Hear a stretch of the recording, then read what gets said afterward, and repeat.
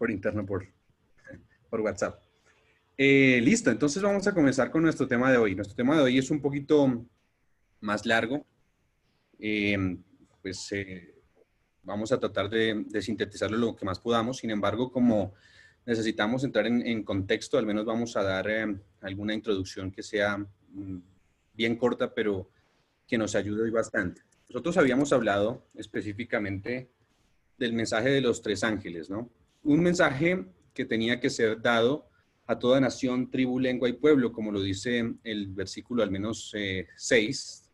Ustedes saben que el mensaje de los tres ángeles se encuentra allí, en el corazón de Apocalipsis, en el capítulo 14, ¿sí?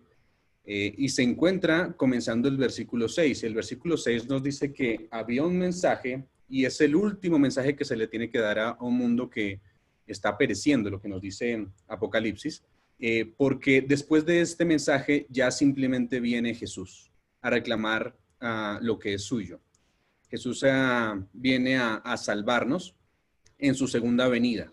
Creemos, como dice la Biblia, que ya que Jesús ya ha venido una primera vez, ¿no? Y en su segunda venida viene, pero el último mensaje que tiene que darse a la tierra es proclamar este mensaje. Es un mensaje que, como vemos en el versículo 6, tiene que darse a toda nación, tribu, lengua y pueblo. Eso quiere decir que es un mensaje global, ¿sí?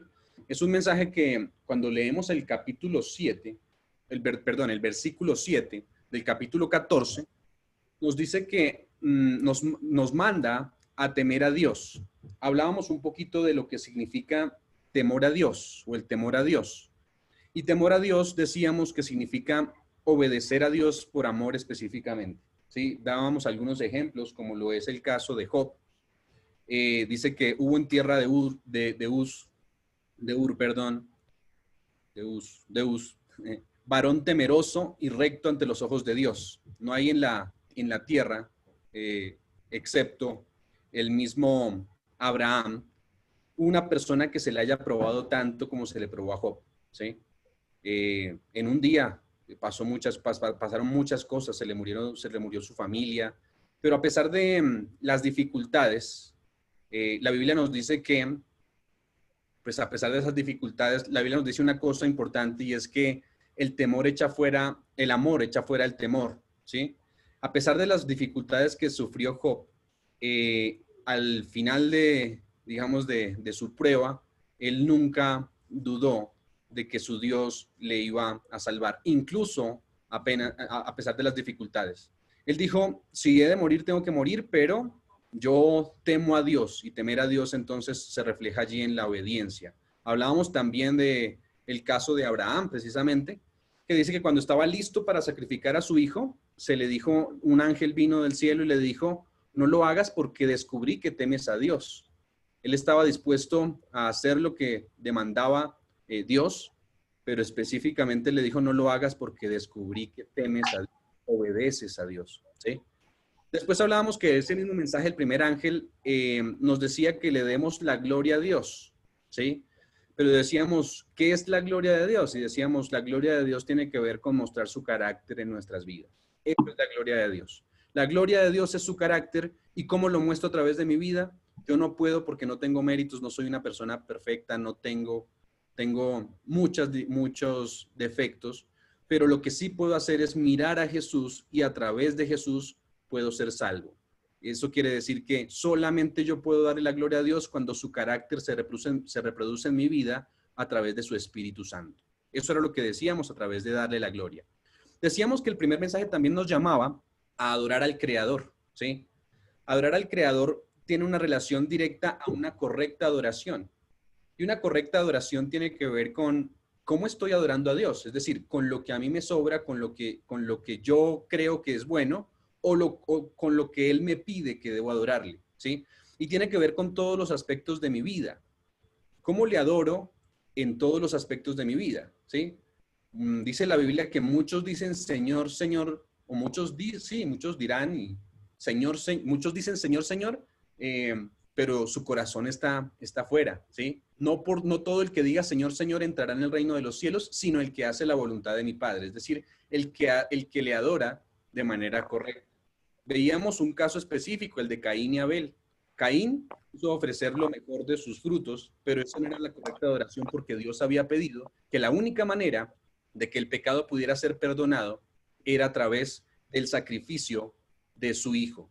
En ese entonces, pues Jesús no había venido a morir, pero había un símbolo específico que incluso Juan el Bautista, cuando vio a Jesús venir, dijo: este es el Cordero que quita el pecado del mundo. Solamente a través del Cordero podemos nosotros ser salvos.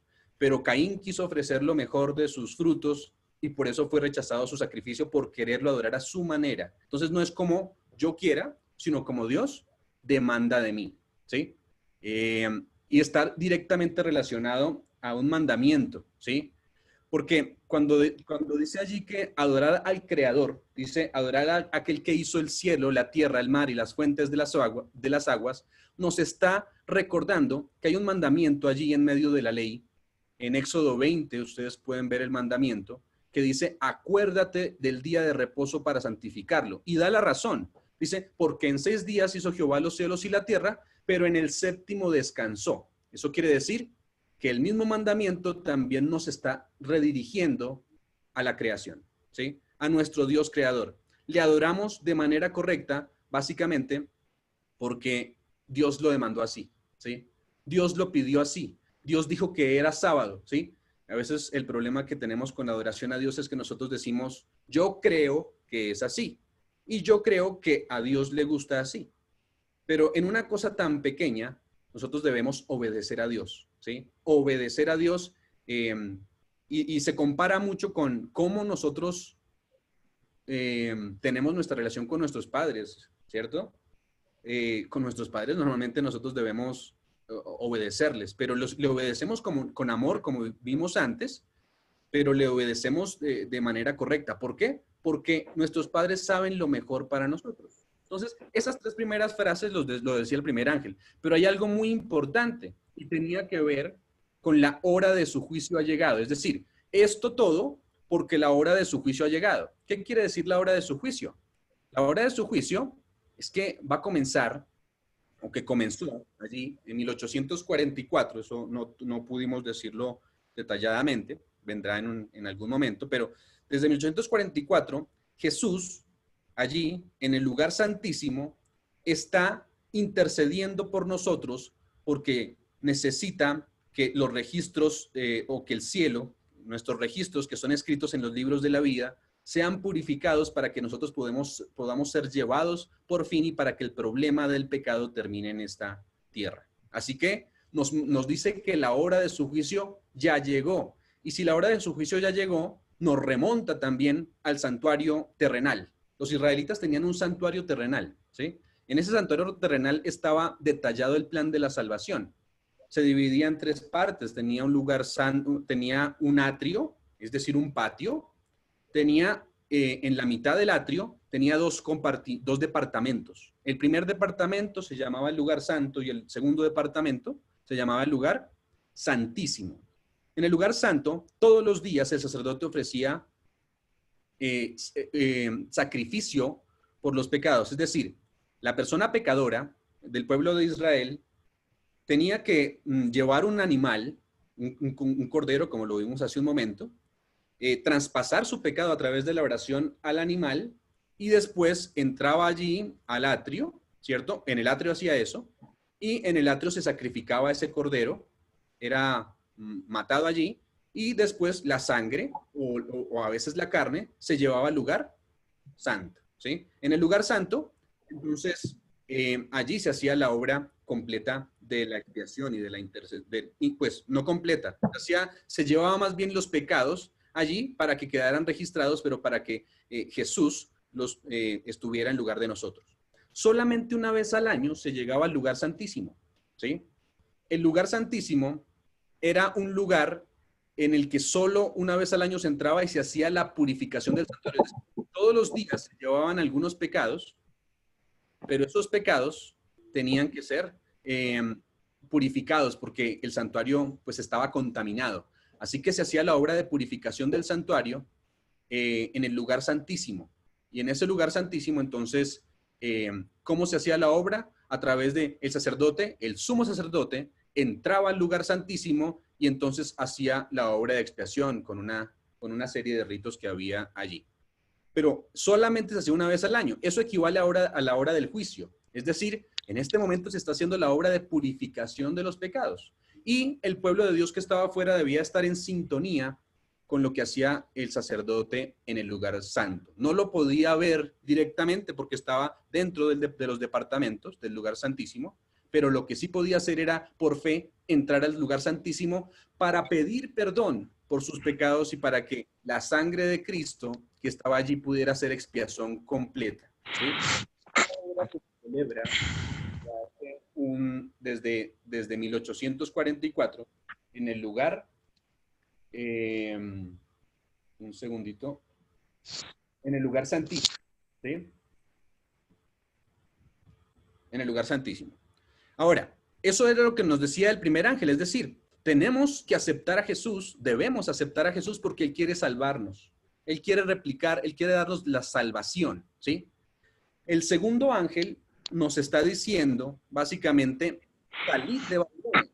Y explicábamos qué era lo que significaba salir de Babilonia, ¿sí? Decíamos incluso que Babilonia significa confusión, ¿sí? Babilonia es confusión. Pero hablábamos de que Babilonia está en el error, hay una confusión, hay un error, ¿sí? Detallábamos de alguna manera Apocalipsis 17, un poquito, ¿cierto? Hablábamos un poquito de Apocalipsis 17 y 18, perdón, 18 creo, ¿cierto? Y entonces decíamos que Babilonia es confusión, es el error, y decíamos que también es una mujer, porque dice que Babilonia es una mujer, pero que es una mujer no muy buena, decíamos. Es una mujer ramera, ¿sí? Decíamos que la mujer en la Biblia es la iglesia, pero cuando es una mujer ramera, representa a una iglesia que ha apostatado. Y por el otro lado, tenemos una mujer que es virgen, esa mujer es una mujer que sigue al Cordero o a Jesús por donde quiera que va, ¿cierto? Ahora, decíamos que esa ramera le ofrece al mundo entero, ¿sí? Le ofrece el vino del furor de su fornicación. Y decíamos que el vino representa allí algunos errores doctrinales, incluso detallamos lo que eran abominaciones, si ustedes se dan cuenta que esa copa estaba llena de abominaciones, ¿cierto? Y decíamos que abominaciones habían varias, ¿sí? Tenía que ver con fornicar, ¿sí? Tenía que ver con comer comida impura, lo que no está en Levítico 11, ¿cierto? Tenía que ver con adorar al sol, decíamos, y que cada vez había una abominación peor, ¿sí? La última abominación que veíamos tenía que ver con precisamente la adoración al sol. En el mismo templo de Dios, el pueblo de Israel adoraba al sol, ¿sí? Y decíamos y comparábamos que hoy en día pues no tenemos una adoración al sol directa, pero sí tenemos un Sunday. Y a veces se quiere adorar, como decía el primer mensaje, de la manera en que nosotros queremos, no de la manera en que Dios estableció en su palabra. Eso es lo que decía allí específicamente. Entonces, aclarábamos que Babilonia es el sistema, ¿cierto?, que ha hecho o ha vendido estas doctrinas a otras denominaciones, ¿cierto? Pero Babilonia también tiene hijas, ¿sí? Tiene hijas. Cuando hablamos de que Babilonia... Camilín, ¿puedo decir algo? Claro. Pues de hecho estaba leyendo yo el otro día algo de cuando hubo la conquista de los españoles a América y pues en el momento en que ellos empezaron a adoctrinar a los indígenas, los indígenas pues como no tenían las mismas creencias, ellos pusieron pues obviamente la imagen de una mujer, encima le pusieron la aureola que simbolizaba la parte del sol. Entonces ahí entraba la adoración al sol, ¿sí? Y la adoración también a la mujer que era la parte de la fertilidad. Sí, sí, exacto. O Y sea no que solo es... la aureola que está en las iglesias y todo eso es el símbolo más del sol, ¿sí? Que una aureola, digamos, de ser santo. Sí, exactamente. Muchas gracias, Camilo. Ahí hablamos entonces de que Babilonia, digamos, es el que, digamos, hay varias de las abominaciones que tiene y que tiene hijas, porque decía que Babilonia es la madre de las rameras, es decir, que también tiene hijas. Todos aquellos, eso simboliza todos aquellos que profesan seguir a Jesús o a Dios, pero no hacen su voluntad a sabiendas en algunos momentos. No obedecen sus palabras. Y dice que allí como el vino produce borrachera, ¿cierto? Y como el vino, esas doctrinas erróneas hace que las personas específicamente no se den cuenta que tal vez están en el error, ¿sí? Eso es lo que decíamos de Babilonia. Ahora, interesante que el segundo ángel nos llama a salir de Babilonia. Nos dice, salid de ella, pueblo mío. Y decíamos, la gran mayoría de los salvos que van a entrar al cielo están en Babilonia, ¿sí? Babilonia es el sistema, nunca tiene que ver con una persona individual, ¿sí? Decíamos que es un mensaje fuerte, pero que tiene que ser entendido porque la Biblia lo presenta de esa manera, ¿sí? Ahora, Dios entonces nos llama a salir de Babilonia. Veíamos incluso en una de nuestras presentaciones que se parecía al caso de Abraham, no sé si lo recuerdan, ¿sí? Abraham también tuvo un mensaje de los tres ángeles cuando Lot, cuando se iba a destruir a Sodoma y Gomorra, ¿sí? Y específicamente, el primer ángel estuvo allí, que es el mismo Jesús, veíamos. El primer ángel estuvo allí dando ese mensaje de que tenían que ser transformados a través de temer a Dios y darle gloria. ¿Por qué? Y que tenían que salir de la ciudad, les dijo. ¿Por qué qué? Porque si no salían de la ciudad, Sodoma y Gomorra iba a ser destruida. Y efectivamente, Dios salvó a los que quisieron estar con él. Dios salvó a los que aceptaron el mensaje de la salida de Babilonia y cuando Dios los salvó, entonces destruyó Sodoma y Gomorra, ¿sí? Y Sodoma y Gomorra dice que fueron consumidos y fueron víctimas del fuego eterno. Hablábamos de eso tal vez, ¿cierto? Pero decíamos, el fuego eterno, hoy no vemos a Sodoma y Gomorra consumiéndose, ¿sí? Eso quiere decir que el fuego eterno simplemente quiere decir las consecuencias que tiene ese fuego para nosotros. ¿Mm? Así que más o menos así quedábamos, y perdón por dar una visión tan rápida, pero pues necesitamos avanzar en el mensaje del tercer ángel, ¿sí? Vamos a demorarnos un poquito más en el tercer ángel, pero en el tercer ángel tal vez vamos a aclarar algunas de las primeras cosas. Entonces tenemos hasta el momento un mensaje de justicia, de justificación, para que nosotros lo aceptemos y para que salgamos del error, si es que estamos en el error, ¿sí? Pero el mensaje del tercer ángel nos habla de algo específico que va a pasar si no hacemos caso a la amonestación del segundo ángel. Y esto recuerden, que el que no haga caso a la amonestación del segundo ángel, pues como le pasó a Sodoma y Gomorra, tiene que ser destruido en el día final, cuando Jesús venga cuando Dios venga específicamente a reclamar a lo suyo. Apocalipsis 14:9 al 12, entonces es el mensaje central de esta noche, ¿sí? Vamos a tratar de tardar, yo creo, más o menos unos 45 minutos en el mensaje. Si no alcanzamos, entonces vamos a terminarlo pues, en las siguientes sesiones que nosotros tenemos. Apocalipsis 14, del 9 al 12, ¿sí? Y vamos a leerlo así como está allí. Vamos a leerlo para tener no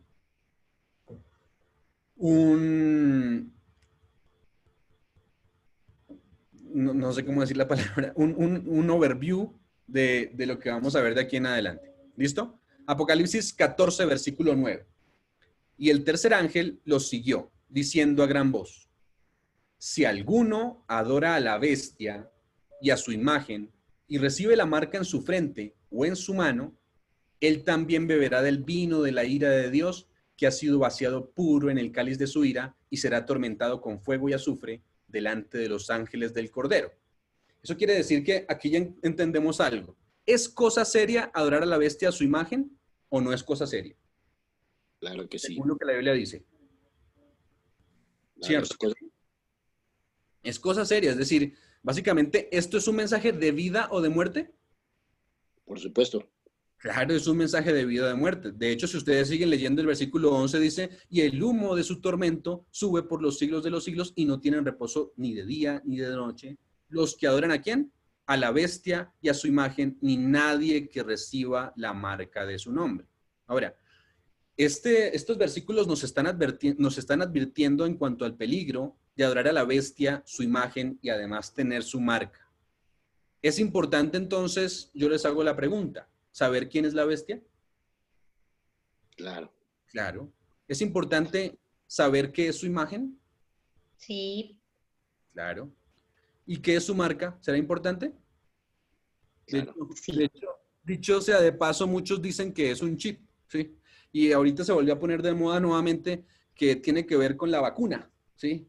Entonces, la vacuna del coronavirus es la marca, muchos dicen, pero no, vamos a darnos cuenta lo que la Biblia especifica a través de esto. Tal vez hoy no lo alcancemos a cubrir, hoy vamos a detallar un poco lo que tiene que ver con quién es la bestia, porque ese es el primer punto que necesitamos mencionar.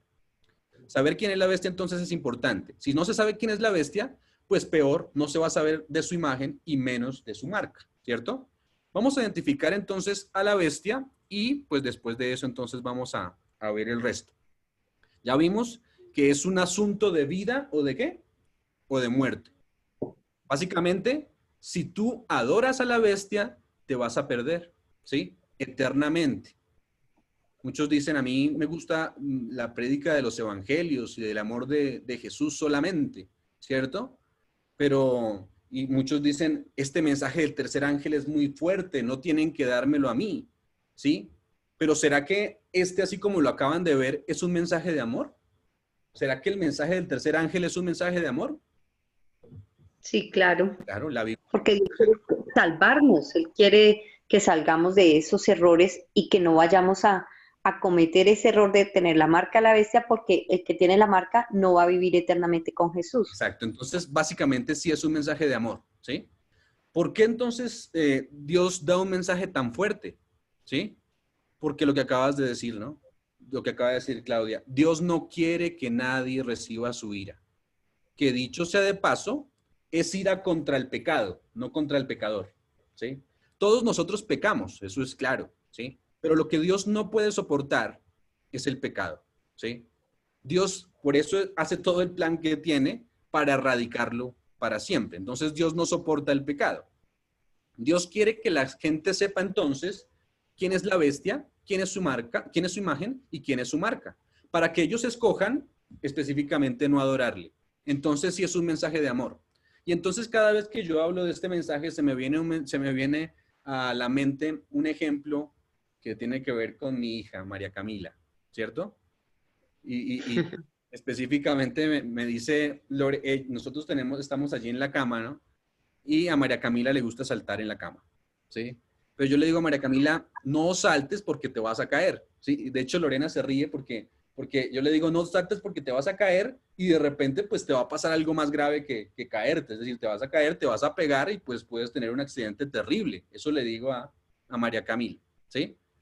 Pero la pregunta es, ¿por qué yo le digo a María Camila por qué le digo este mensaje? ¿Por qué se lo doy? Porque la amas y no quieres que ella sufra un daño. Exacto. Pero puede ser terrible que yo le diga, te vas a caer y de repente te vas a pegar en la cabeza y puede ser que ese golpe en la cabeza sea fatal. Sí, claro, parece ser un mensaje fuerte, pero es la verdad. Sí, puede pasar o no. Es la verdad. Entonces, yo no quiero básicamente que María Camila sufra algún daño y peor, no quiero que muera, ¿cierto? Entonces, las palabras que yo le digo a María Camila no siempre son bonitas, pero son de amor. Y estas palabras que estamos viendo aquí son palabras de Jesús. Y así como son palabras de Jesús, son de amor. Sus advertencias, eso quiere decir que también son de amor para nosotros. Vamos entonces específicamente a ver quién es la bestia, ¿sí? Quiero decirles que en la historia cristiana se han propuesto muchos candidatos específicamente para la bestia de Apocalipsis 13, y aquí a la bestia que estamos hablando de Apocalipsis 14 específicamente, y para el cuerno pequeño, que es el mismo poder la bestia. El cuerno pequeño se encuentra en Daniel 7, pero se han tratado de proponer muchos candidatos tratando de saber quién es, ¿sí? Entre los candidatos nosotros podemos ver por ejemplo, a Antíoco Epífanes, ¿sí? Han dicho que Antíoco Epífanes es el candidato para que sea la bestia o el cuerno pequeño. En algún momento también decían es Nerón. De hecho, si ustedes, Diego, la vez pasada estaba leyendo por allí en su Biblia, y su Biblia, algunos comentarios dice, probablemente puede ser Nerón, ¿sí? Otros dicen, no, es Benito Mussolini, ¿sí? Allá el dictador italiano a principios del siglo XX. Otros dicen, no, más bien es Hitler, miren todo el daño que le hizo a los judíos mismos. Otros dicen que es, no sé si han escuchado este nombre, pero el ayatollah Khomeini, ¿sí? Otros dicen es Yasser Arafat. Y así van diciendo, muchos incluso han dicho que, algunos incluso han dicho que era Barack Obama, ¿sí? Entonces, en la historia, muchos han dicho acerca de quién es la bestia y quién es ese cuerno pequeño, que es el mismo poder. Definitivamente ninguno de estos cumple la profecía del cuerno pequeño o la bestia. Y la verdad es que no tenemos que adivinar, ¿sí? La Biblia no nos da cabida a adivinar, porque la Biblia no es un libro que se haya escrito así por escribirse. La Biblia tiene la verdad. La Biblia es clara en cuándo se iba a levantar este poder, dónde se iba a levantar esta bestia, las características que iba a tener. Eso quiere decir, la Biblia claramente indica, ¿sí? Como siempre, entonces, vamos a estudiar de una manera clara. Vamos a ir de una manera exacta, tratemos de medir de una manera exacta, pero antes, digamos, de entrar, debo decir que hay algunos métodos de estudio de la Biblia, ¿sí? Métodos de interpretación y de estudio de la Biblia. Es muy importante el método con el que nosotros estudiamos la Biblia, es bastante importante, porque eso quiere decir que si nosotros no estamos usando el método correcto, pues vamos a entender de manera incorrecta, ¿sí? Eso quiere decir que es bastante importante ir a la correcta interpretación, ¿sí? De hecho, cuando leíamos el mensaje de los tres ángeles, decíamos que es un mensaje que tiene que ser mundial, ¿sí? ¿Se acuerdan? Tiene que ir a toda nación, tribu, lengua y pueblo. Es un mensaje entonces mundial. Eso quiere decir que ese mensaje tiene una misión mundial, tiene un mensaje también especial, pero hablemos entonces de cuáles métodos de interpretación tenemos, porque si el mensaje es tan importante, eso quiere decir que tenemos que usar el correcto método. Hay tres métodos para interpretar la Biblia, ¿cierto? O más bien allí, las profecías, ¿sí? ¿Cuáles son estos métodos que tenemos o que se tienen para interpretar la Biblia? Dos primeros, voy a hablar de los dos que no son. Los primeros, el preterista, método preterista. ¿Saben qué quiere decir eso de preterista? ¿Se les parece alguna palabra? En el pasado pretérito. Exacto, muy bien, gracias. En el pasado, ¿cierto? El pretérito, el pasado. Eso quiere decir que el método preterista nos dice que todos los eventos que se encuentran en la profecía ya se cumplieron. El caso de decir que la bestia es Nerón y que ya se cumplió, estuvo en el pasado y ya nada que ver, ¿sí? Entonces, ese es el método preterista. Toda la interpretación ya pasó, ya no tiene que ver con nosotros, está lejana a nosotros. Ahora, hay otro método en el extremo. ¿Cuál será? Si hay un método en el preterista allí, ¿cuál será el otro extremo? Futurista. El futurista, ¿sí? El método futurista que nos dice que nada de esto ha pasado y que todo se encuentra ¿en dónde? En el futuro, ¿cierto? Pero el método que realmente aplicamos y que deberíamos aplicar porque la misma Biblia nos lo enseña así, se llama el método histórico, ¿sí? Histórico gramatical. No se pueden detallar, pero simplemente vamos a decir que es el histórico, ¿sí? Las grandes profecías de la Biblia, nos dice el histórico, comienzan en el tiempo en el que vivió el profeta, ¿sí? El profeta que escribió comienza en el momento, en el tiempo en que vivió el profeta que escribió. Luego, los acontecimientos comienzan a pasar en el orden en el que el profeta los escribió, y lo último que pasa es que se termina hasta que venga nuestro Señor Jesús, ¿sí? Hay una trayectoria ahí, vemos, desde el profeta ininterrumpida hasta que venga Jesús. Ese es el método histórico, ¿sí? Es como la historia de Hansel y Gretel. Seguimos las migajas de pan para llegar ¿a dónde?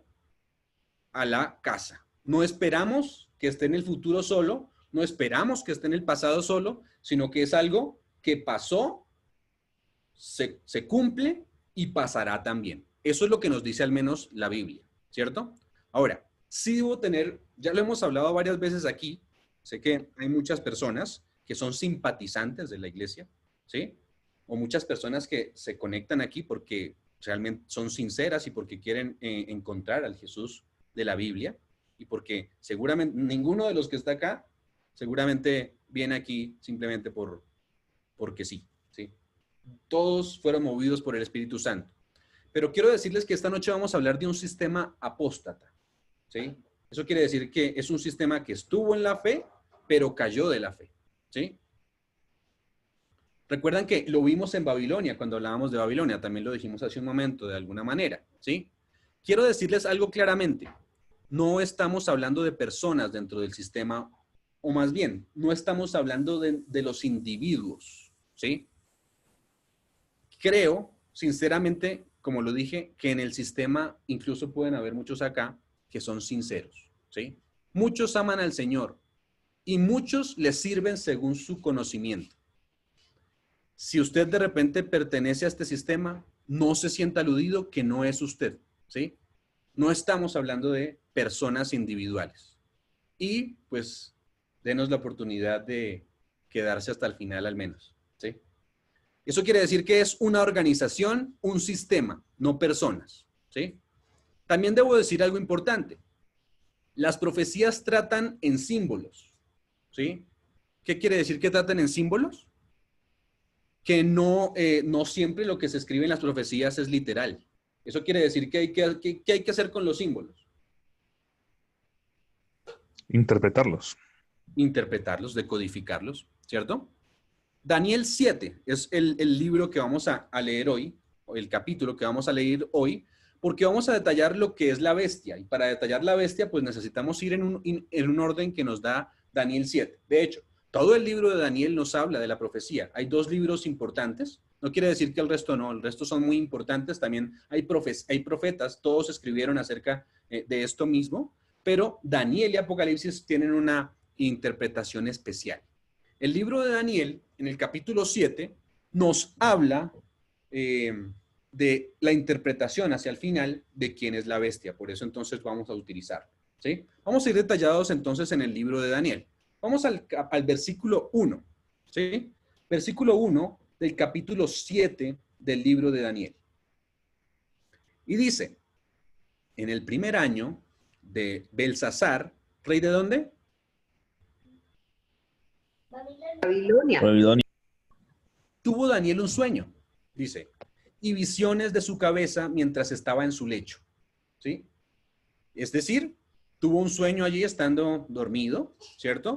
Y dice allí, luego escribió el sueño y lo relató, y más bien relató lo principal del asunto, ¿sí? Eso quiere decir que tuvo un sueño profético. De hecho, la Biblia nos dice que cuando Dios se revele, se va a revelar a través de los sueños o a través de las visiones. Eso lo dice la Biblia. Ahora, no siempre el profeta, o más bien la palabra profeta, se relaciona simplemente a una persona que tiene un sueño o una persona con una visión. Un profeta básicamente es una persona que habla de parte de Dios. Eso es un profeta. En este caso, Daniel es profeta, pero Daniel sí recibió un sueño y en ese sueño, después cuando se levantó, entonces se despertó y lo escribió. ¿Sí? Entonces, versículo 2. Daniel dijo, miraba yo en dónde, en mi visión de la noche, en mi sueño, y aquí que qué, que 4 vientos del cielo combatían en dónde, en la gran mar. Ya tenemos al menos algunos símbolos para decodificar, ¿sí? Vientos y mar. Esos 2 puntos deben ser importantes. Estaba Daniel en su visión de la noche y lo primero que vio, 4 vientos del cielo que combatían en la gran mar. Los vientos, específicamente cuando hablamos de los vientos, hablamos de guerras, hablamos de conflictos entre naciones. Si ustedes detallaran, por ejemplo, Apocalipsis 7, no vamos a ir allí tranquilos, simplemente cópienlo allí en si quieren corroborarlo. Daniel 7 dice que se vio en el versículo 1 4 ángeles de pie sobre los 4 puntos de la tierra. Entonces, cuando hablamos de los 4 puntos, decimos de los 4 puntos cardinales. Y dice que detenían los 4 vientos de la tierra para que no soplase viento alguno sobre la tierra, ni sobre el mar, ni sobre ningún ángel. Ahora, los que saben del capítulo 7, lo que viene después del capítulo 7 viene un sellamiento específicamente, pero la historia se pone terrible. Es decir, hay conflictos entre naciones una vez soltados esos vientos. Hasta ahora los vientos no se soltaron. Entonces dice, no los sueltes todavía porque necesitamos, todavía hay tiempo, pero cuando los sueltes se van a derramar una cosa que en la Biblia se llaman las plagas. ¿Sí? Eso quiere decir conflictos ahora sin ninguna mezcla de misericordia. ¿Sí? Son conflictos entonces entre naciones. Se dice, incluso si ustedes leen Mateo 24, dice, se levantará nación contra nación y reino contra reino, ¿cierto? Esos conflictos, estamos hablando de esos vientos, eso que es combatir, o algunos enfrentamientos entre naciones, conflictos y guerras. Ahora, no tiene que ver siempre con una segunda o tercera guerra mundial. Un conflicto puede darse, por ejemplo, hace poco hemos visto el conflicto que tiene Estados Unidos con China, por ejemplo, ¿cierto? ¿Qué más mando? Estos conflictos son los que básicamente nosotros hablamos aquí. Ahora, los vientos tienen que ver con guerras, conflictos entre naciones, ¿no? Ahora, el mar. ¿Qué significa el mar? Alguno que lo tenga de repente y que quiera leer Isaías 17:12. Isaías 17:12, a ver qué significa el mar.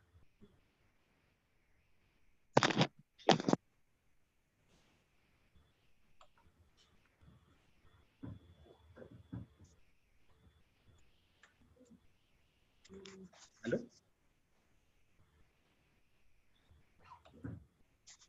Las aguas tumultuosas del mar representan, hay de muchos pueblos que harán ruido con estruendo del mar y murmullo de naciones que harán alboroto como bramido de muchas aguas. Entonces, ¿cómo dice?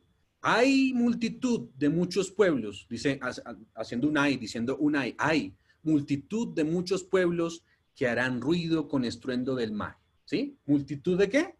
Muchos pueblos. Y dice, y murmullo de naciones que harán alboroto contra como bramido de muchas aguas. Así que no sé si lo entendieron allí, pero el mar, ¿qué representa? Muchos pueblos. Muchedumbres, ¿cierto? Muchedumbre, multitudes. Multitudes. Lo corrobora también Apocalipsis 17:15 y lo voy a leer aquí. Dice que me dijo también, las aguas que has visto, donde de la ramera de la cual ya hablamos en Babilonia, ¿cierto? Se sienta, son pueblos, muchedumbres, naciones y lenguas. Eso quiere decir específicamente, viendo el versículo 2 de Daniel, que hay guerras y en medio de las guerras hay ¿qué? Muchedumbres de gentes. Es decir, conflictos, lo que vivimos nosotros normalmente, ¿no? Vivimos, así no lo queramos ver en muchas ocasiones, vivimos conflictos en el mundo en que nos desarrollamos. Muchos quisieran que Jesús ya viniera porque la situación a veces no es sencilla. Tenemos conflictos en todos lados y esto fue lo que vio Daniel. En la historia del mundo entero se han desarrollado conflictos en la gran mar, es decir, en la muchedumbre. Eso es lo que ha pasado y lo que nos está diciendo Daniel. Ahora, versículo 3. Versículo 3 nos dice, ¿y cuatro qué? Y cuatro bestias grandes, diferentes la una de la otra, subían ¿de dónde? Del mar. Del mar. Interesante. Cuatro bestias grandes. ¿Sí? Entonces hay otro símbolo allí, bestia, que es una bestia, vendría la pregunta. Pero ya al menos entramos a identificar qué significa una bestia. Cuatro bestias grandes eran diferentes una de la otra, ¿sí? Cada una era diferente, subían del mar. Es decir, ¿de dónde vienen las bestias? ¿Quién levanta las bestias de qué? Los pueblos, ¿no? Las muchedumbres. Muchedumbres, ¿cierto? Entonces, vayamos imaginándolo. Tenemos que ir imaginándola. Una bestia detrás de otra, ¿sí? En orden, ¿sí? ¿Qué son las cuatro bestias? Pues, gracias a Dios que dijimos que no necesitábamos ir muy lejos porque la Biblia tiene la interpretación siempre, ¿sí? El mismo libro entonces nos explica quiénes son las bestias. Versículo 17 de Daniel, ¿sí? ¿Qué dice el versículo 17 de Daniel? El versículo 17 de Daniel, del capítulo 7 que estamos leyendo, dice, estas cuatro bestias, estas cuatro grandes bestias son cuatro ¿qué? Reyes. Son cuatro reyes que se levantarán en la tierra, ¿sí? Entonces, interesante, son reyes que se levantarán en la tierra, pero quiero decirles que no son reyes individuales, es decir, no es solo una persona. También cuando hablamos de reyes, hablamos del término reyes como intercambiado con reinos. ¿Por qué lo hablamos de intercambiado con reinos? porque normalmente un rey que reina, un reino, ¿no? ¿Cierto? Al menos en Daniel 2 nos habla de esta misma historia, pero no la habla específicamente con metales, ¿sí? Daniel 2:39 nos dice específicamente del primer reino, dice que el rey Nabucodonosor le dice, 2:39 nos dice, tú eres aquella cabeza de oro, ¿sí? Pero luego le informó que después de él se iba a levantar otro reino. Entonces le dice, rey de Babilonia, tú eres la cabeza de, ahí está poniendo Sandri, tú eres la cabeza de ¿qué? De oro. Pero después de ti se va a levantar otro reino después. Eso quiere decir que Nabucodonosor era rey, pero reinaba un reino. Eso quiere decir que intercambiadamente podemos decir que una bestia tiene que ver con un reino. De hecho, Daniel 7:23, ¿dónde estábamos? También nos habla específicamente de qué es una bestia. Versículo 23. Daniel 7:23 nos dice, dijo así, la cuarta bestia será un cuarto reino en la tierra, el cual será diferente de todos los reinos y toda la tierra devorará, trillará y despedazará. Así que, ¿qué es una bestia? Un reino. Un rey, Un reino. ¿cierto? Intercambiadamente se pueden utilizar las palabras rey o reino, ¿sí? Ahora, eso no es cuestión que solamente le pasó a la Biblia. De hecho, yo les hago unas preguntas y seguramente ustedes me las pueden responder fácilmente. Hoy en día también se utilizan algunas bestias para representar reinos, ¿sí?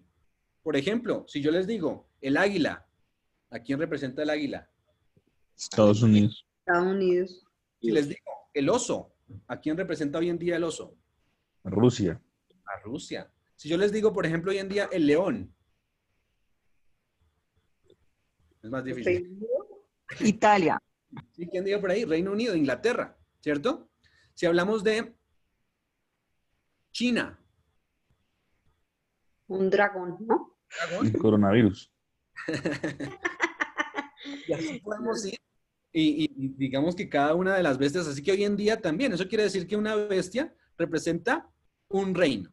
Pero lo que nos está diciendo entonces aquí es que son 4 reinos secuenciales, 4 naciones secuenciales, es lo que nos está diciendo. Vamos al versículo 4. Versículo 4.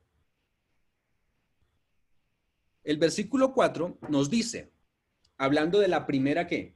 Bestia. Entonces ya sabemos que son reinos. Entonces no va a ser difícil entender que son reinos allí. La primera, dice allí, la primera bestia era como ¿qué? Un león. Y tenía alas de águila. Yo estaba mirando hasta que sus alas fueron arrancadas y fue levantada del suelo y se puso de pie, o en hiesta, sobre los pies a manera de hombre y le fue dado un corazón de hombre. ¿Qué reino representa el león? ¿Sí?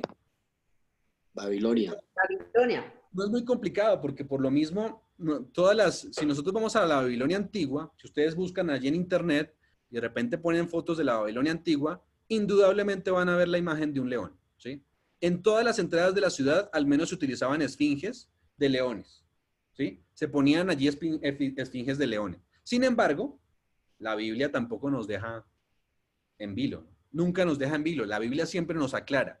Jeremías 51:38. Jeremías 51, 37 y 38, ¿sí? Allí como aparece en pantalla, si lo pueden ver, dice al menos el versículo 37. Mire lo que dice. Versículo 37 dice, y será Babilonia montones de ruinas, morada de chacales, espanto y burla sin morador. Todos a una rugirán como leones, como cachorros de león gruñirán. Pero no es el único texto que nos dice.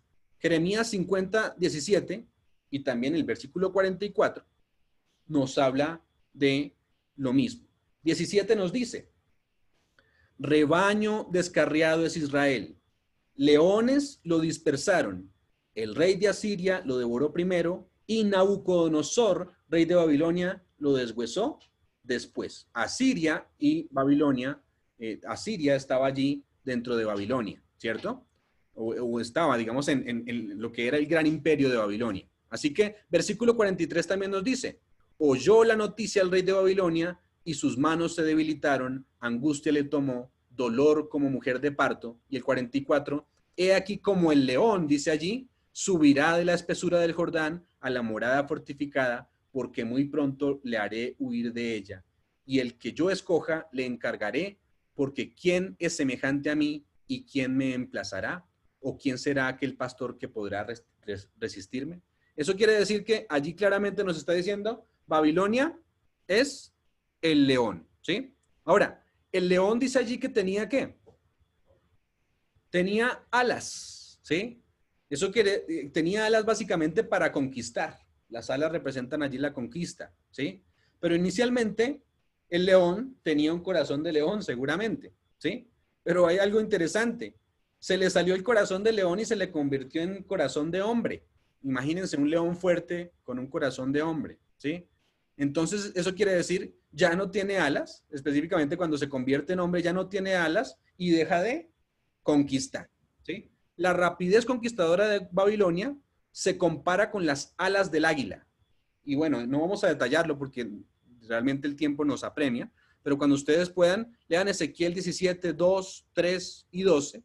En Ezequiel 17, 2, 3 y 12 nos dice específicamente que las alas tienen que ver con la rapidez de conquista. Lamentaciones 4:19 también nos dice, por ejemplo, ligeros fueron nuestros perseguidores, más que las alas de águila del cielo, sobre los montes nos persiguieron en el desierto y nos pusieron emboscadas, ¿sí? Entonces, específicamente las alas representan allí la conquista. ¿Y qué quiere decir que se puso en yesta y se le cambió el corazón de león al corazón de hombre? Que ya perdió su capacidad de conquistar. Eso quiere decir que ya no era el mismo imperio deslumbrante como iba. Iba a dejar de conquistar. ¿Con qué reino entonces comienza Daniel 7? Babilonia. Con Babilonia. Con Babilonia, ¿cierto? Babilonia. Ahora, ¿qué fecha? Dijimos al principio que cómo se interpretaban la Biblia, o las profecías, perdón. ¿De qué manera? Históricamente. Cuando el profeta profetizaba, valga la redundancia. Cuando el profeta profetizaba y es históricamente, así como lo dijeron los dos, ¿cierto? ¿Daniel vivió en tiempos de Babilonia? Sí. Sí, entonces él es el que comienza. Daniel 7 comienza en el reino donde vivía Daniel, ¿cierto? Eso quiere decir que básicamente el año 605 es el año de inicio de Babilonia, en el tiempo en donde Daniel vivía, porque la profecía comienza con la persona que la profetizó. Babilonia no perduró, eso al menos nos lo dice aquí. Babilonia no iba a durar para siempre, no iba a perdurar. Si ustedes van al versículo 5, van a darse cuenta que qué pasó. Miren, versículo 5. He aquí otra segunda bestia. ¿Cómo era la segunda bestia? Semejante a un oso, la cual se alzaba de un costado más que del otro, y tenía en su boca 3 costillas entre los dientes, y le fue dicho, levántate, devora mucha carne. Interesante, este es un oso que tiene como un costado más alto que el otro. Tal vez tiene una escoliosis, un oso con escoliosis, ¿sí o no? 3 costillas en su boca, ¿sí? ¿Y de quién eran esas 3 costillas? Si dijimos que si era reinos ininterrumpidos, ¿de quién eran esas 3 costillas? 3 reinos que cayeron. No, pero no quiénes eran, sino de quién eran. Del león. Del león, gracias. Sí, básicamente eran del león porque son reinos, conflictos entre reinos, ¿cierto? Y esos conflictos, pues, uno va precediendo al otro. Eso quiere decir que uno va siguiendo al otro, perdón, ¿cierto? Entonces, eso quiere decir que las 3 costillas eran del león, ¿sí? ¿Qué representa esta nación? Quiero decirles que esta nación o este oso representa a los medos y los persas. ¿Cómo lo sabemos? La Biblia nunca nos deja en vilo. El mismo libro de Daniel nos dice, ¿sí? En el versículo 18, si ustedes van al versículo 18, dice, el Altísimo Dios, oh Rey, dio a Nabucodonosor tu padre el reino, la grandeza, la gloria y la majestad. ¿Sí? Perdón. Sí, eso lo dice, ¿cierto? El Altísimo Dios, oh Dios, dio a Nabucodonosor tu padre el reino de grandeza, la gloria y tu majestad. Eso quiere decir que estábamos en ese rey, en el reino de Babilonia. Pero el versículo 22, creo que estoy equivocado, es el capítulo 5. Perdón, no es el capítulo 7, es el capítulo 5. ¿Sí? Entonces, en el capítulo 5 nos dice quién es este reino. Dice, otra vez, el versículo 18 del capítulo 5. El Altísimo Dios, oh Rey, dio a Nabucodonosor tu padre el reino y la grandeza, la gloria y la majestad. ¿Le está hablando a quién? Nabucodonosor.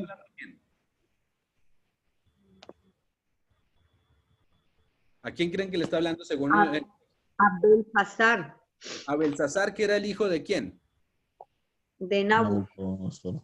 Entonces dice, el Altísimo Dios, oh Rey, dio a Nabucodonosor tu padre el reino y la grandeza, la gloria y la majestad. Versículo 22. Y tú, aquí lo aclara lo que decía Clau, y tú, su hijo Belsasar, no has humillado tu corazón sabiendo todo esto. Y versículo 28, se aparece entonces una mano en la pared, la famosa mano en la pared, el día en que fue conquistada Babilonia, y dice que la palabra que le llegó fue una profecía específicamente, unas palabras, una sentencia que se le llegó. La palabra Pérez, perdón, significa tu reino ha sido roto y dado a quiénes? Medos y persas. Medos y los persas. Eso quiere decir que el siguiente reino que venía en la cadena tiene que ver con los medos y los persas. Y efectivamente, en Daniel 5, esa misma noche cayó Babilonia. Todos conocemos la historia de cómo cayó Babilonia, ¿sí? Tenía un río por la mitad. Babilonia era un lugar inexpugnable. Tenía una de las 7 maravillas del mundo antiguo, los famosos jardines colgantes de Babilonia, ¿sí? Pero su muralla era una muralla grandísima, larguísima y anchísima, ¿sí? Esa era la muralla de Babilonia. Nadie podía entrar a Babilonia, era imposible. Por eso Nabucodonosor o Belsasar Nabucodonosor inicialmente decía, bueno, ¿quién va a poder entrar aquí en Babilonia? Nadie. Babilonia nunca se va a acabar. Pero hubo un rey, específicamente Ciro, el rey persa.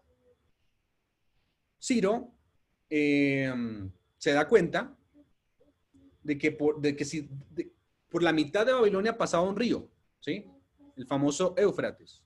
Desvió el río Éufrates y entró por el río y esa misma noche cayó Babilonia. La profecía lo decía. Y entonces el reino fue ocupado por los medos y por los persas. Ahora, nos dice que el oso tenía un lado más alto que el otro, ¿sí o no? Tenía un lado más alto que el otro. Si ustedes van a Daniel 8, Daniel 2 ya fuimos, Daniel 2 es la misma historia de Daniel 7, pero con metales. Daniel 8 también es la misma historia de Daniel 7. Y nos habla el versículo 3 de este mismo caso del oso que tenía uno más alto que el otro y nos dice quién es el reino. Miren, dense cuenta. Versículo 3. Daniel 8, versículo 3. Alcé los ojos y miré. Y he aquí un carnero que estaba delante de ¿dónde? Del río. ¿Y tenía cuántos cuernos? 2. 2. Y aunque los cuernos eran altos, ¿qué pasaba aquí? ¿Uno era más que? Alto que el otro. Ah, entonces es el mismo caso, ¿sí?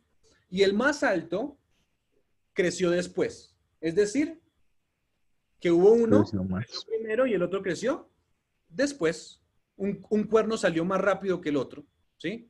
Entonces, versículo 20 de ese mismo capítulo 8 nos dice específicamente algo. Dice, en cuanto al carnero que viste, que tenía ¿cuántos cuernos? 2 cuernos.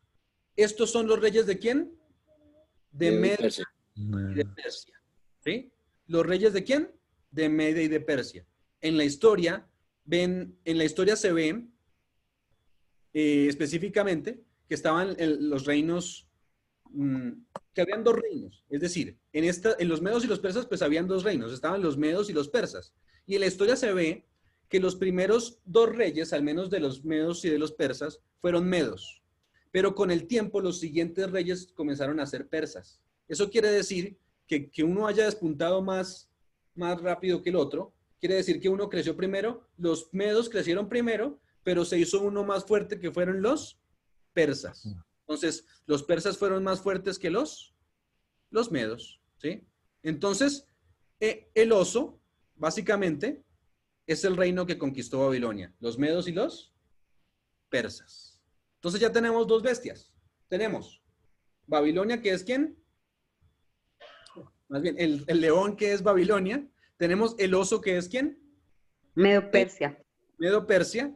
Y entonces viene una tercera bestia, porque como nos decía, son 4 bestias, ¿no? Nos decía al menos ya en la historia vamos ubicándonos. Entonces vienen primero los babilonios, vienen los medos. Comenzamos en los babilonios porque es cuando comienza la profecía de Daniel. Claro, los babilonios existieron desde hace mucho tiempo, ¿sí? Pero esta Babilonia a la que se refiere aquí es la Neo-Babilonia. Y es básicamente porque tiene que ver con la interpretación de la Biblia. Y es cuando comienza la interpretación ¿de quién? Del profeta. Entonces, Babilonia, Medo-Persia, y ahora vamos al versículo 6 del capítulo 7. Versículo 6. Después de esto, miré, y aquí ¿otra qué? Otra bestia, semejante ¿a quién? A un leopardo. A un leopardo. ¿Cuántas alas tenía? Si la primera tenía 2 alas, ¿cuántas alas tenía esta? 4. 4 alas de águila en sus espaldas. Espalda. ¿Tenía también esta bestia qué? 4 qué? Cabezas. Cabezas. ¿Y le fue dado qué? Dominio. Interesantísimo. Todo tiene que ver. Dice, ahora, es un leopardo. ¿El leopardo es más rápido que el león? Sí. En este caso sí. y siempre, ¿cierto? todos los No, y casos. siempre. El leopardo siempre es más... No, en este caso sí porque tiene las alas. No, así no tuviera alas también el leopardo. Porque no las tuviera. La única El manera de cuerpo del leopardo es más ágil.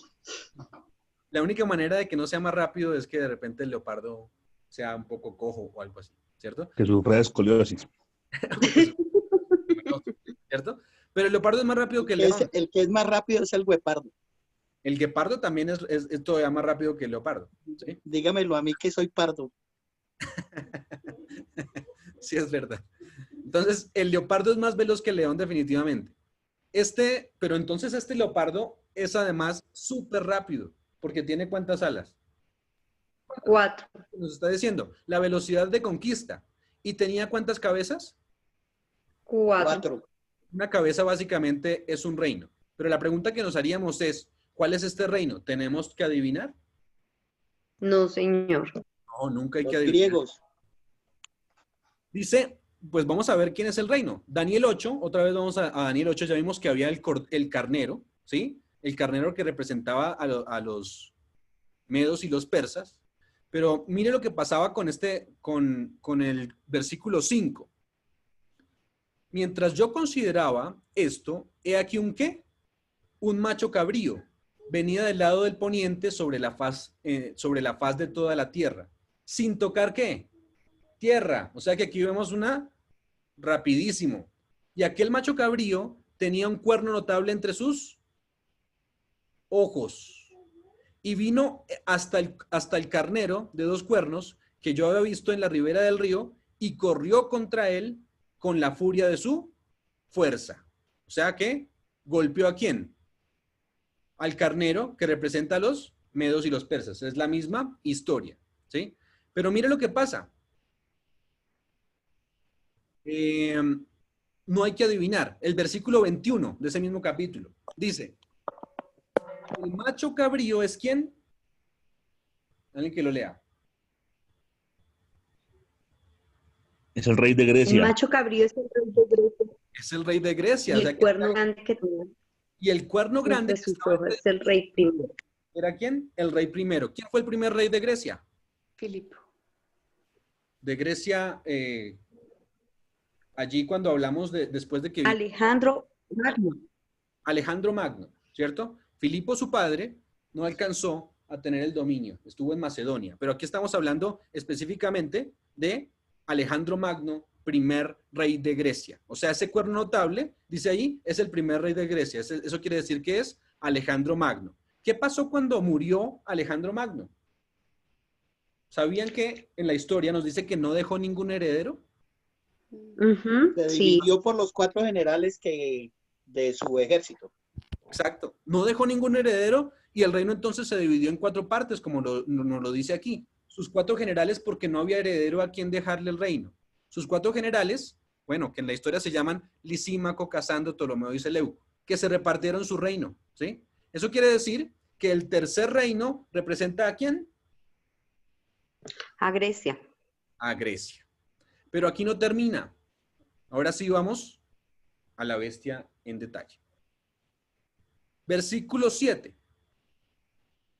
Después de esto, miraba yo en las visiones de la noche. ¿Y he aquí que qué? La cuarta bestia. Mire que la cuarta bestia ni siquiera se puede describir, porque la cuarta bestia era como espantosa y terrible en gran manera, fuerte, la cual tenía unos dientes grandes de hierro y devoraba y desmenuzaba y las sobras hollaba con sus pies. Y era muy diferente de todas las bestias que vi antes de ella. ¿Y tenía qué? Cuernos. 10 cuernos, ¿sí? Un detalle que necesitamos notar en este versículo. ¿Al principio tenía 10 cuernos? No. No, ¿cierto? El versículo nos dice, miraba una bestia y después dice, después la bestia tenía 10 cuernos, pero al principio no tenía los 10 cuernos. Entonces, viene la bestia y después le salen los 10 cuernos. Luego, el versículo 8. Mientras yo contemplaba los cuernos, he aquí que ¿qué? Otro cuerno pequeño salía dentro de ellos, y delante de él fueron arrancados 3 de los primeros cuernos, y he aquí que este cuerno tenía ojos como de hombre y una boca que hablaba ¿qué? Grandes cosas. Entonces vamos a ver aquí por lo menos 3 etapas consecutivas del mismo poder de la cuarta bestia de dominio, ¿sí? 3 etapas consecutivas. Daniel 7:23 nos explica un poquito acerca de esa cuarta bestia, 7:23 y 24. Pero vamos a darnos cuenta que hay 3 fases, ¿sí? Dijo así, versículo 23. La cuarta bestia será ¿qué? Un cuarto reino. Aquí está claro que las bestias son reinos. ¿El cual será diferente de todos los otros reinos? O sea que básicamente estamos aclarando aquí que sí habían reinos, los otros eran reinos. Y toda la tierra devorará y trillará y despedazará. Versículo 24. Y los 10 cuernos, si se dan cuenta que hay primero una bestia y después dice 24, y los que de aquel reino se levantarán ¿qué? 10 reyes. Y tras ellos se le otro, el cual será diferente de los primeros y a 3 de reyes derribará. ¿Alguien pudo encontrar las 3 fases que tiene esta bestia? La primera fase, ¿cuál es? Que no tenía cuernos. Una bestia normal, exacto. La segunda fase. Le aparecen los 3 cuernos. Los Los 10 cuernos. Le aparecen 10 cuernos. ¿Y la tercera fase? Y Nace uno nuevo y se derrocan 3. Nace uno nuevo y se derrocan 3. Muy bien. ¿Quién respondió por allí? Muy bien. Excelente. ¿Pauli? Muy bien, Pauli, sí. Pauli, exactamente. Entonces tenemos 3 etapas, ¿sí? Entonces la primera etapa, bestia sin cuernos. La segunda etapa, los 10 cuernos. Y la tercera etapa, un cuerno pequeño, ¿sí? Ahora, vamos a hablar un poquito más del cuerno pequeño. ¿Qué representa el cuerno pequeño? Hoy vamos a ver 7 características del cuerno pequeño, porque el cuerno pequeño es la misma bestia. Vamos a darnos cuenta. Es la misma cuarta bestia, ¿sí? ¿Qué reino es la cuarta bestia? También nos hacemos antes de ir a identificar el cuerno pequeño, ¿no? ¿Qué reino es la Roma cuarta imperial. El Imperio Romano. El Bueno. Imperio Romano. Sí, muy bien. No hay que adivinar, ¿sí? Otra vez. ¿Qué reino reinaba? ¿Alguien sabe? Antes de Roma, El Imperio Romano. Los romanos, ¿cierto? ¿Cuál fue el reino anterior a Roma? Grecia. Grecia, al menos si ustedes Ah, están Grecia. en el colegio o tal vez en la universidad, el que estudió historia, el que estudió algo, ustedes siempre van a encontrar que Grecia precede a Roma, ¿sí? viene Grecia y después viene Roma, ¿sí? Así que hasta el momento tenemos 4 bestias. Tenemos Babilonia, Medo-Persia, Grecia y Roma. Pero interesante que Roma tiene fases, como ya lo vimos. ¿Cuáles son las fases de Roma? El imperio romano se va a dividir en reinos. Luego, de entre los reinos se va a levantar un cuerno pequeño. Y esas son todas las etapas de la cuarta bestia, ¿sí? Entonces, tenemos Roma sola, Roma dividida en imperios, y después en reinos, perdón. Y tenemos que de esos reinos, más bien, dentro de esos reinos, no dentro de esos reinos, más bien, se levanta un cuerno pequeño, aparte de esos 10 reinos, ¿sí? Que derroca a 3. Vamos entonces a ver 7 características para saber a quién se aplica el cuerno pequeño o quién es ese cuerno pequeño. 7 características hoy, ¿sí? Y van a ser rapidísimas. 7 características. Listo. Característica número 1. Miren la característica número 1 del cuerno pequeño. El cuerno pequeño se levanta después de que están completos los 10. ¿Sí o no? Pues al menos lo que leímos, ¿sí o no? ¿El cuerno pequeño se levanta después de que están completos los 10? Sí. Les quiero decir que en la historia el Imperio Romano se levantó en el año 168 antes de Cristo. ¿Sí? Antes de Cristo, el año 168. ¿Sí?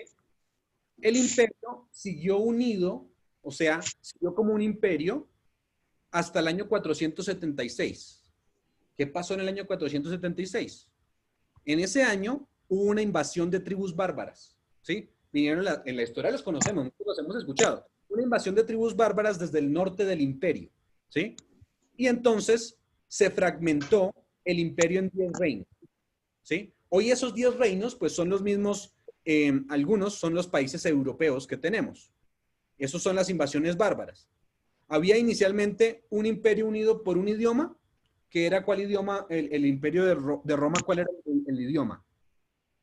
Latín. El latín, ¿cierto? Era un imperio unido por un idioma. Pero cuando llegaron las tribus bárbaras, que por ejemplo, las tribus bárbaras son los alemanes, ¿en dónde estaban? Así se llamaba una de las tribus bárbaras. Los alemanes que eran en Alemania. En Alemania. Los francos. Alemana. Los En francos. Francia. No, esos eran los germanos. Los francos Los otomanos, Los francos, creo que eran. los francos en Francia. Después, es una historia reciente, pero vamos allí. Alemanes que son en Alemania, ¿sí? O los germanos, pero son los alemanes, también se le llamaban los alemanes, o los alemanes. Los francos, en Francia. Los burgundios, ¿alguien sabe dónde? Bélgica. En Suiza. Ah, Sí. Suiza. Los suevos. En Portugal, los vándalos, los visigodos, los sajones, los ostrogodos, los lombardos y los érulos. Se levantaron los reinos. Por eso, digamos que hoy en Europa existen muchas culturas e idiomas, ¿sí? ¿Por qué existen los diferentes idiomas y las diferentes culturas en Europa? Básicamente vienen de las tribus bárbaras. El último emperador del Imperio Romano, antes de que se dividiera, fue alguien que se llamó Rómulo Agustelo, ¿sí? Así se llamó, en el año 476. Pero en el año 476 ya estaban completos los 10 reinos, ¿sí? Esos 10 reinos. El cuerno pequeño, entonces, debe levantarse después de ¿qué año? Según lo que acabo de decir. Después del 476. 475. El 476 se debe levantar. ¿Por qué? Pues porque la profecía no lo decía. La profecía nos dice que primero está el Imperio Romano, después se divide en 10 el imperio, y cuando ya estén los 10, después de los 10 se tiene que levantar un cuerno pequeño. Eso quiere decir que la primera característica es que cuando los 10 reinos estén completos, después se va a levantar ¿qué? Un cuerno pequeño. Entonces, primera característica, el cuerno pequeño se levanta después de que están completos los 10, o sea, después del año 476. ¿Listo? Característica número 2. Esta es obvia, ¿sí? Porque, pues, es obvia porque lo acabamos de ver. El cuerno pequeño se va a levantar de Europa. En Europa se levanta, ¿sí? Pues representa las divisiones del Imperio Romano, ¿no? Y el Imperio Romano estaba ¿en dónde? En Europa, ¿sí? ¿Pero en qué parte de Europa? Específicamente en Roma. También tiene que levantarse de allí. se levanta la cuarta bestia, que es Roma, y la cuarta bestia entonces es Roma. O sea que el cuerno pequeño se levanta ¿de dónde? De Roma, porque es de Roma. Entonces, el cuerno pequeño se levanta ¿de dónde? De Europa. Entonces, vamos en el orden. La primera característica, el cuerno pequeño se levanta después de que estén completos los 10. La segunda, el cuerno pequeño se levanta en Europa. La tercera característica, debe arrancar a 3 de los 10 cuernos. ¿Sí? Cuando se levante, debe arrancar a 3 de esos cuernos para levantarse. ¿Sí? Eso lo vamos a ver un poquito más adelante. Las últimas 4 características, esas últimas 4 características nos las brinda Daniel 7:25. Entonces vamos a ver cuáles son las características del cuerno pequeño, esas 4 características últimas que nos las brinda el Daniel 7:25. ¿Qué dice Daniel 7:25? Hablará en contra del Altísimo y oprimirá a sus santos. Tratará de cambiar las festividades y también las leyes. Y los santos quedarán bajo su poder durante 3 años y medio. Entonces vimos 4 características. Sí, mire. La primera, ¿qué hará el cuerno pequeño que se levanta después del año 476? Específicamente, ya vamos a ver ahorita en qué año, pero se levanta. Entonces, primero, ¿hablará qué? ¿Palabras contra quién? Contra el Altísimo. ¿Quién es el Altísimo? Dios. ¿Cierto? No, Jehová. Apocalipsis identifica esas palabras como blasfemias. Sí, ya vamos a darnos cuenta, eso lo vamos a ver mucho más adelante. Pero esas palabras, hablará palabras quiere decir que hablará blasfemias. ¿Sí? Después la siguiente, a los santos del Altísimo quebrantará. En otras versiones, perseguirá. ¿Sí? O sea, ya van 2. La tercera, pensará en cambiar ¿qué? Los tiempos y la ley. Las festividades. Los tiempos y la ley. Las festividades es Las en una... festividades y la ley. Los tiempos, ¿sí? Específicamente la palabra original es tiempos, ¿sí? Las festividades es una palabra, es una traducción allí que se le da, pero la palabra es tiempos y la ley porque tiene que ver con... El sábado. Con tiempo. Bueno, tiempos y la ley. Y serán entregados en su mano hasta tiempos, esa es la última, tiempos y la mitad de un tiempo, ¿sí? Entonces, entonces ya vimos las 4 características. Hablará palabras contra el Altísimo. La quinta, y a los santos del Altísimo quebrantará. La sexta, pensará cambiar los tiempos y la ley. Y la séptima, va a gobernar por tiempo, tiempos y la mitad de un tiempo. Vuelvo a repetir. Antes de identificar a este cuerno pequeño, vuelvo a hacer la aclaración. Es un sistema, es una organización, ¿sí? No son personas individuales. Dios acepta su mejor servicio, nuestro mejor servicio, y de muchos de los que están básicamente en ese sistema, ¿sí? Es un sistema apóstata, pero ustedes me preguntarán, digamos, ¿cómo puedo decir que el sistema es apóstata, pero los individuos no? ¿Acaso, si es un sistema apóstata, pues los que son parte de él también no son apóstatas? Quiero decirles que no. Y les voy a dar un ejemplo, ¿sí? ¿Cuál es el mejor ejemplo? Los judíos. Ustedes recuerdan a los judíos, ¿cierto? Los judíos estaban en apostasía, ¿eran apóstatas? Sí. Fueron apóstatas, ¿cierto? ¿Por qué? ¿Cómo sabemos que fueron apóstatas? No. El mismo Sanedrín... Pero ellos siempre volvían, digamos, o sea, se volvían apóstatas, pero siempre se arrepentían cuando se veían ya caídos. Les voy a nombrar por qué fueron apóstatas. Aquí está, Camilín. Dice, ¿el Sanedrín se reunió para condenar a Jesús? Sí. Sí. Digamos, ¿los mismos judíos persiguieron a los apóstoles? Sí. Persiguieron a Jesús. ¿Pronunciaron un decreto de muerte contra Jesús? Sí. Sí, señor. ¿Seguían a tradiciones humanas y no la palabra de Dios? Sí. Sí. Sí. ¿Cierto que sí? Se idearon no sé cuántas leyes allí, ¿cierto? Específicas para no poder subir. A veces eran más importantes las tradiciones humanas que la misma palabra de Dios. Jesús se refirió a los líderes de ese sistema como hipócritas. Sí. Se refirió a los líderes de ese sistema como asesinos.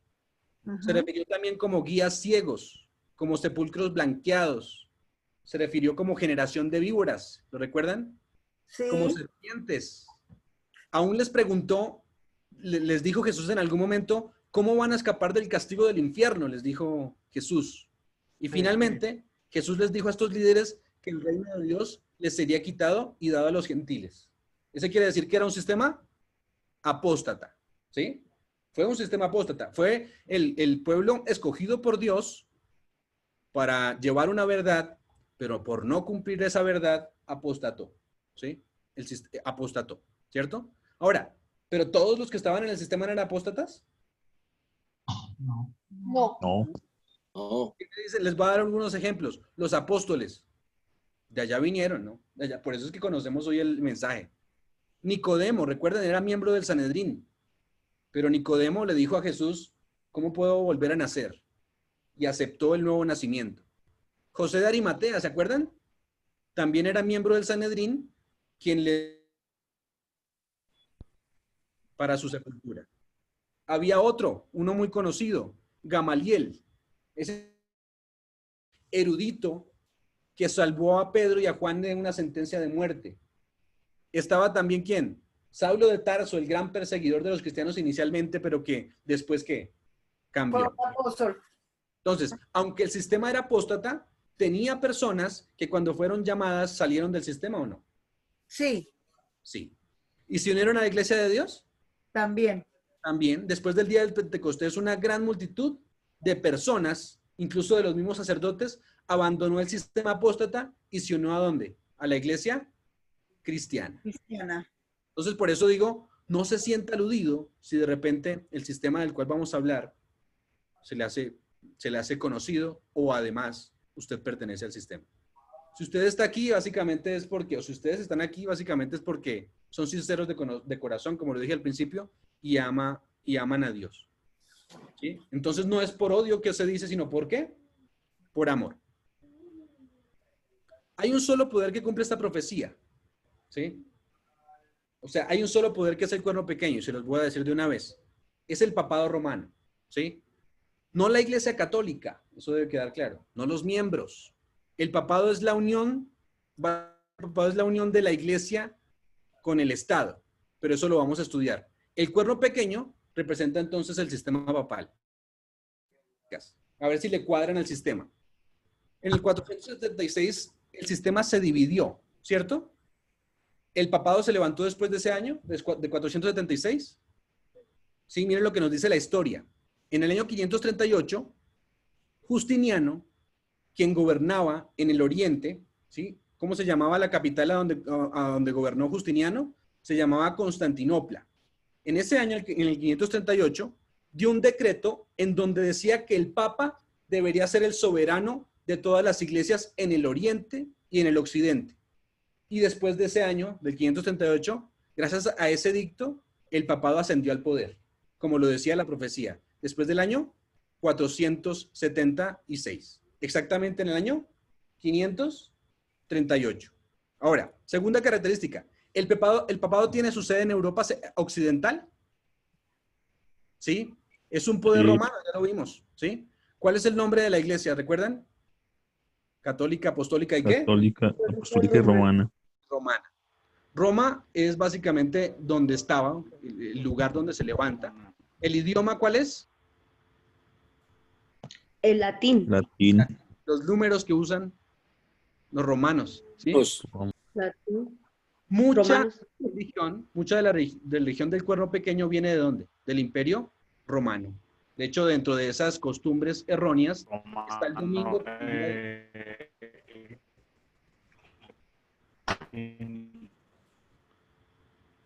Camilo, hay un problema ahí con la conexión. ¿Listo? Entonces, muchas de su religión viene del Imperio Romano, como lo vimos. ¿Se acuerdan? Tenía tres fases. Entonces, una de ellas, por ejemplo, es adorar en el domingo, el día del sol. Dominus Sol Invicto. Eso decían los antiguos romanos. ¿Sí? Entonces, el papado básicamente heredó ese día de reposo el domingo. ¿Su arquitectura es moderna? ¿La arquitectura de Roma? No. No, ¿de dónde viene la arquitectura romana? ¿De dónde viene la arquitectura específicamente del papado. Es romana, ¿no?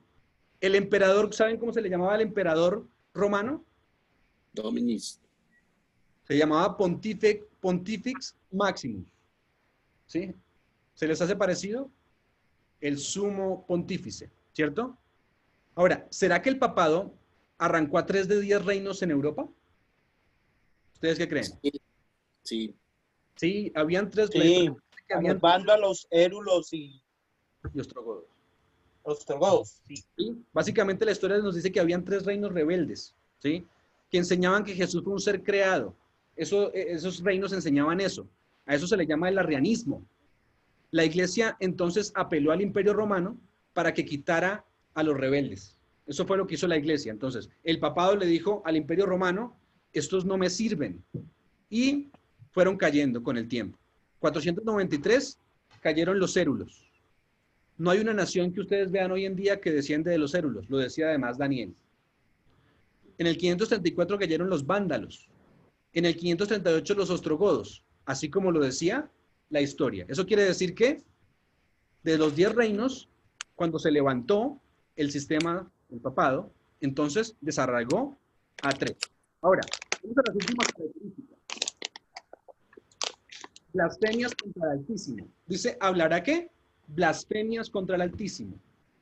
La pregunta que hacemos es, ¿qué es una blasfemia? Ahora, no qué es una blasfemia según el diccionario, sino qué es una blasfemia según la Biblia. Porque, pues, si el sistema nos lo está describiendo la Biblia tiene que hablarnos de lo que es una blasfemia, ¿sí? Entonces, la Biblia nos define 2 cosas como blasfemias. Una de ellas, perdonar pecados. Eso es una blasfemia. Y la segunda, cuando un ser humano dice que es representante de Dios en la tierra. Eso es una blasfemia. Vamos a la primera, ¿sí? Marcos 2:7. Marcos 2:7.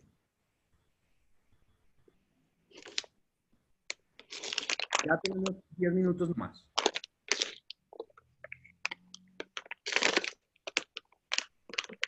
Marcos 2:7. ¿Qué dice Marcos 2:7? ¿Alguien que lo quiera leer? Porque así habla, ¿por qué habla este así? Blasfema. ¿Quién puede perdonar pecados sino uno solo? Dios. Excelente. Este es Jesús que le perdonó pecados al paralítico. ¿Recuerdan que le dijo, levántate y anda? Pero también le dijo, tus pecados son perdonados. Así que Marcos 2:7 nos narra y nos dice, claro, ¿Jesús podía perdonar pecados? Sí, pero dentro de la cultura judía, ¿ellos pensaban que Jesús era Dios? No, ellos no pensaban y por eso le dijo, cuando él le perdonó pecados al paralítico, le dijeron, ¿quién puede perdonar pecados sino solo Dios? Ahora, el cuerno pequeño dice que iba a pensar que podía perdonar pecados, ¿sí? Eso es lo que dice. La segunda característica, dijimos que también era hacerse pasar por Dios en la tierra, el representante de Dios en la tierra. Juan 10:30 y 33. Se los voy a leer al 33. Dice el versículo 30. Yo y el Padre uno somos, dijo Jesús. Entonces los judíos volvieron a tomar una piedra para apedrearle y Jesús les respondió, muchas buenas obras os he mostrado de mi Padre, ¿por cuál de ellas me van a apedrear? El versículo 33. Le respondieron los judíos diciendo, por buena obra no te apedreamos, sino ¿por qué? Por blasfemia, porque tú, ¿siendo qué?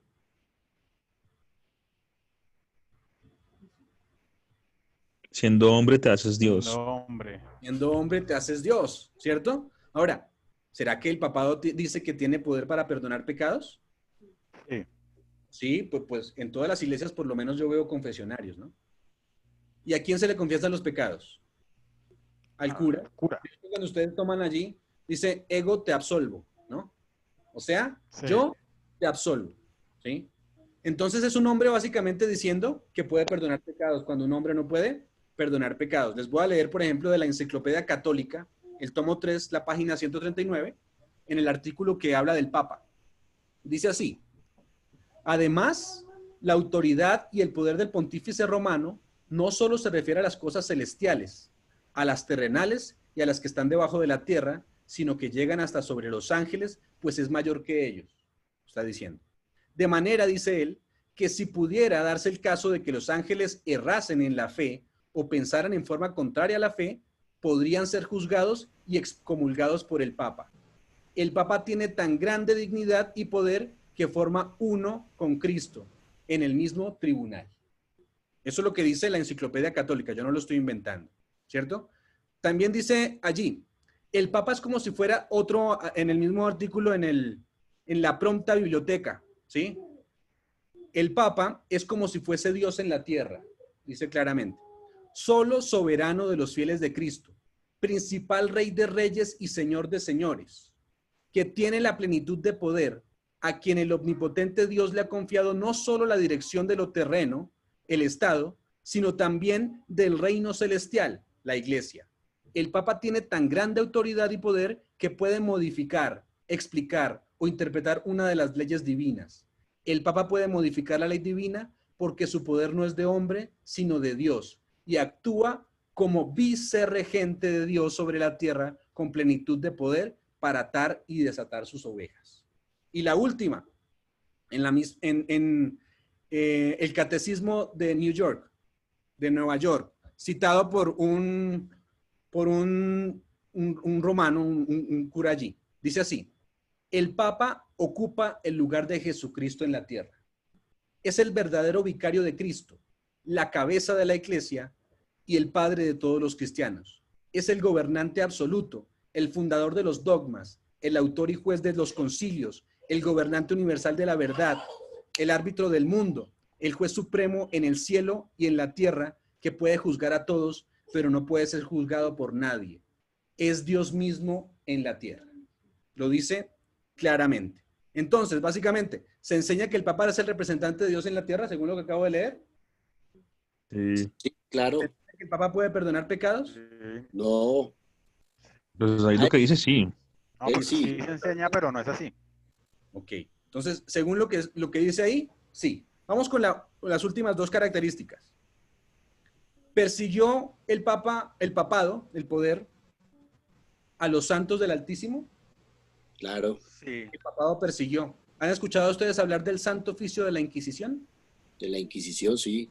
Sí, ¿cierto? De hecho, hay muchos ejemplos de mártires allí. Está el martirio, por ejemplo, de Juan Hus. Léanlo allí. La persecución de los husitas, que son los seguidores de Juan Hus. La persecución de un grupo muy conocido en la Edad Media que se llamó los valdenses. De hecho, fue el grupo más perseguido en esa época. Francisco I, hace poco, pidió perdón por lo que hizo con los valdenses. ¿Sí? Juan Pablo II también ya había pedido perdón por lo hecho con los valdenses. Existe otro punto allí, no sé si lo recuerdan, la gran masacre de San Bartolomé. Uy, tremenda, sí. Y bueno, lo que acabamos de decir, el Santo Oficio de la Inquisición. Básicamente estaban diciendo, vamos a limpiar a la iglesia y el que esté en contra de lo que decimos, entonces va para afuera, ¿cierto? El 12 de marzo del año 2000, el Papa Juan Pablo II leyó un largo documento pidiendo perdón por las atrocidades que la iglesia practicó contra los herejes, ¿sí? Y como dije, el Papa Francisco I, el 22 de junio de 2015, viajó a la Torre Pélice, a donde le pidió perdón a los valdenses por la forma en que fueron perseguidos por el Papa, ¿sí? Juan Antonio Llorente, quien fue el inquisidor, ¿sí? Allí uno de los que participó en la Santa Inquisición, documentó en varios de sus manuscritos detalles de las atrocidades que cometió la Inquisición en España, ¿sí? Entonces, de hecho, incluso la Inquisición llegó hasta 3 países latinos, llegó hasta Colombia, a México y a Perú, ¿sí? En Perú hay un palacio de la Inquisición. Entonces, ¿eso era el papado persiguió? Sí. Sí. ¿El papado dice que ha cambiado la ley de Dios? Sí, claro. Sí. ¿Sí? ¿Recuerdan? El segundo mandamiento que está en su Biblia, de hecho, si usted tiene una Biblia católica, lea lo que está en Éxodo 20. El segundo mandamiento nos dice, no te vas a hacer imágenes ni te arrodilles a ellas, ¿sí? Pero los catecismos lo desaparecen. Resulta sí, de hecho, como en las Biblias católicas, los mandamientos son exactamente iguales. Claro, por eso Lo son... único que cambia es el catecismo. No, son diferentes. No. Si su merced lee una Biblia católica, son exactamente iguales. Son exactamente iguales, exacto, son exactamente iguales. Por eso Lo que cambia es el catecismo. Sí. Entonces, básicamente, no te Ok. el mandamiento no te hagas imagen y no te arrodilles a ella, pero el catecismo sí habla de manera diferente. Dividen el 10º en 2 y ese mandamiento lo quitan. ¿Cómo van a justificar específicamente que se arrodille ante imágenes? Sí, entonces lo dividen el último en no codiciarás y no desearás la mujer de tu prójimo. ¿Sí? Ahora, uno muy importante que dice que pensaría en cambiar los tiempos y la ley, el día de reposo. ¿Sí? Entonces, específicamente el día de reposo fue cambiado. La pregunta que nos hacemos para finalizar es, ¿con qué sistema se cumplen esas características? Claramente, por ahora, Con el se cumple católico. con el papado, ¿sí? Camilo, hay otra cosa que no sé, una acotación que quiero hacer, y es que de todas las bestias se veía que las primeras bestias eran naturales, o sea, ejemplificaban animales netamente naturales como el león, el oso y el tigre. Pero la última bestia es una bestia que no es normal, no es común, por lo tanto es difícil de destruir. Correcto, está bien. La última bestia entonces la hemos identificado, y hemos identificado al cuerno pequeño y la bestia en general, Roma, ¿cierto? Y en su fase, al menos en su fase ininterrumpida, que es básicamente el papado. Así que el mensaje del tercer ángel es claro, primero diciendo, si alguno adora a la bestia, que hoy lo identificamos, ¿sí? Después vamos a hablar entonces de su imagen, que será nuestra siguiente vez, y la marca de esta imagen. Pero debe quedar para nosotros claro hoy que si hoy nosotros nos encontramos de repente en el sistema, si hoy nos hemos dado cuenta que la misma Biblia se interpreta sola, dense cuenta que nosotros no hemos usado palabras propias, sino es la misma Biblia la que se interpretó y hasta el momento nos declaró que el papado es este sistema. Ya el versículo 2 nos decía, salid de ella, pueblo mío. Que esta noche el Señor pueda entrar en nuestros corazones, que Él sea el que pueda transformar cada una de nuestras vidas, que nos ayude a saber si nos hemos encontrado en el error durante mucho tiempo, o tal vez todavía no habíamos identificado a este poder. Pero lo que sí va a pasar es que, como dice el mensaje del segundo ángel, es que Babilonia dice incluso que tiene hijas, ¿sí? Pero Babilonia va a hacer beber a todas las naciones del vino, o sea, de sus doctrinas erróneas, a las otras, a todas las naciones. Es momento entonces de salir de Babilonia, porque el que adora a la bestia a su imagen, ¿qué va a pasar? Dice, él será también atormentado, o sea, no iremos específicamente al cielo. Que Dios nos bendiga, que Dios nos cuide, que Dios nos guíe y que en esta noche Él sea el que haga un reavivamiento en nuestras vidas para que la misma Biblia sea la que nos hable, a pesar de que a veces tenemos algunas vendas en los ojos. Amén. Amén, Cami, muchas gracias. Un tema muy, muy bonito. Este tema, como les decía al principio, pues continuará, así que no se pierdan los próximos viernes donde lo profundizaremos. Cami, no sé si nos quieres finalizar con una oración, por favor. Vamos a finalizar con una oración. El mismo texto nos decía. Oremos. Señor, te damos gracias por este día que nos has dado y por todas tus bendiciones, porque nos has mostrado tu misericordia, porque incluso en los mensajes de advertencia, Señor, en los mensajes que a veces no queremos escuchar, está tu amor. Queremos, Señor, ser movidos por tu amor. Queremos que este mensaje pueda ser puesto en nuestros corazones como lo vimos. Temed a Dios, dadle gloria, porque la hora de su juicio ha llegado, Señor. Ayúdanos, Señor, a comprender que tenemos a Jesús allí como intercesor de nosotros y que es quien nos puede transformar, es quien nos puede salvar, Señor. Porque tú no quieres que el impío perezca, Señor. Tú no quieres que nosotros perezcamos ni que vayamos a perdición. Tú deseas la salvación de nosotros, por eso, Señor, te buscamos en esta noche. Por eso es tan importante que nos muestres en tu palabra acerca de este mensaje. El último mensaje que el mundo va a recibir, porque es tu misericordia la que lo da, Señor. Ayúdanos a comprenderlo, a cumplirlo en nuestras vidas y a ser como tú cada día más. Guía a cada uno de los que están en esta noche conectados y danos un descanso tranquilo durante esta noche. Guíanos, guárdanos, porque lo pedimos en el nombre de Cristo Jesús.